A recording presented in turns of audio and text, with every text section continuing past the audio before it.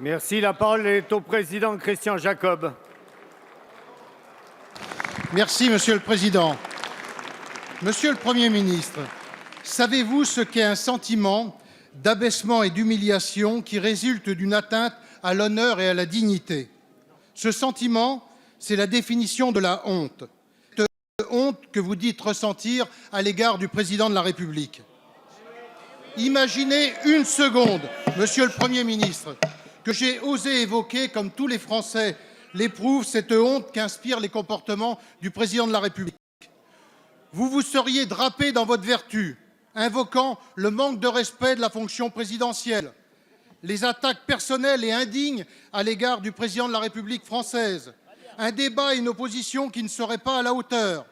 Mais ce qui n'est pas à la hauteur, Monsieur le Premier ministre, ce sont les comportements légers, inquiétants et dangereux d'un président narcisse qui s'est noyé dans un torrent de confidences qui ont abîmé la fonction présidentielle et sa propre image.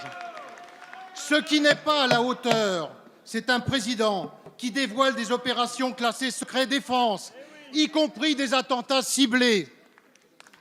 Ce qui n'est pas à la hauteur, c'est le spectacle sans précédent d'un Premier ministre qui a honte du président qui l'a nommé. La question que l'on doit vous poser à ce stade est simple, Monsieur le Premier ministre. N'avez-vous pas vous-même honte d'être encore le chef du gouvernement de François Hollande?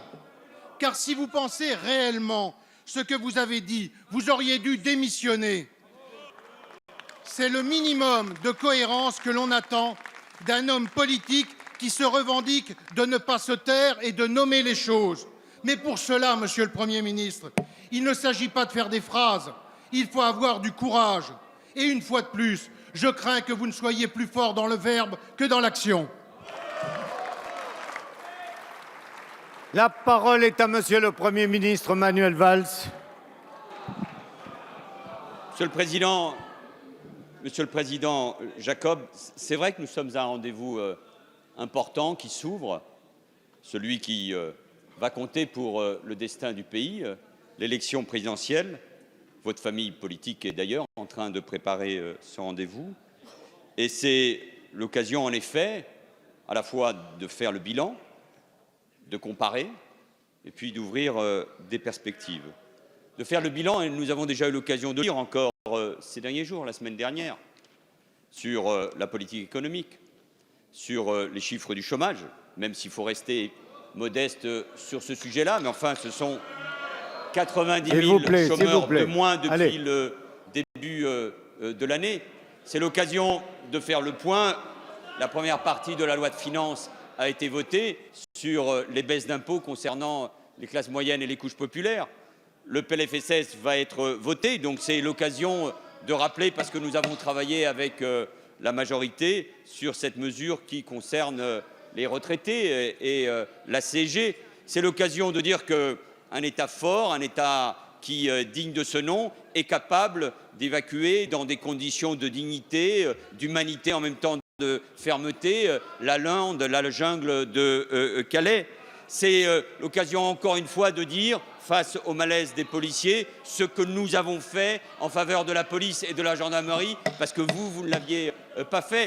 Et puis, puisque vous m'y invitez, c'est l'occasion aussi, Monsieur le Président, et moi je le fais régulièrement ici, dans les médias, y compris dans des réunions publiques, d'affirmer, Monsieur Jacob, parce que moi j'ai aucun problème, affirmer la fierté qui a été la nôtre quand le Président de la République a décidé d'envoyer nos armées pour sauver le Mali. C'est de saluer l'action qui a été celle de la France quand il a fallu sauver la Grèce qui était menacée de sortie de l'euro. C'est de saluer, nous allons le célébrer bientôt, à la COP22 à Marrakech, quelle a été l'action de la France, de sa diplomatie pour un rendez-vous essentiel pour l'avenir de la planète. Saluer quelle a été l'attitude du Président de la République et de tous les responsables politiques face au terrorisme. Moi, Monsieur Jacob, contrairement à vous, je n'ai aucun problème pour assumer ce que nous avons fait depuis 2012. Il y a eu bien sûr des erreurs, il y a eu bien sûr des problèmes, mais d'assumer cette fierté. Et puis, Monsieur Jacob, c'est l'occasion aussi de comparer, puisque vous êtes en plein débat et qu'il va y avoir encore un débat des candidats à la primaire de la droite demain, c'est de dire tout simplement quel est le programme de la droite.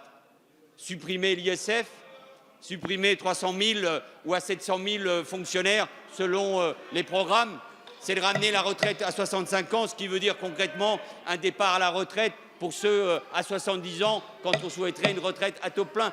Voilà quelle doit être la nature du débat. Et puis ouvrir aussi, bien sûr, un certain nombre de perspectives. Monsieur Meunier. Alors, Monsieur Jacob, moi, je vous réponds. Je pense que dans ce moment-là, où le pays est toujours sous la menace du terrorisme, dans ce moment-là où nous connaissons toujours un chômage de masse, dans ce moment-là où il y a tellement de doutes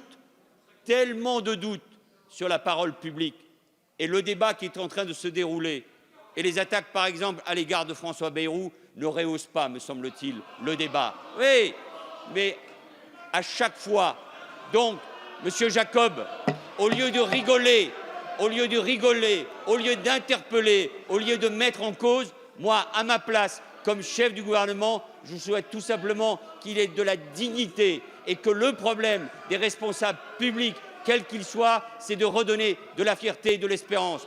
Je vous laisse à vos sarcasmes. Moi, je n'ai qu'une seule boussole, la France et la gauche et la France, parce que je ne veux pas que vous arriviez au pouvoir, parce que je pense que nous pouvons prolonger ce quinquennat et parce que ce dont les Français ont besoin, c'est de retrouver, oui, de l'espoir, parce que c'est ce que nous devons au pays et ce n'est pas vous qui pouvez le proposer.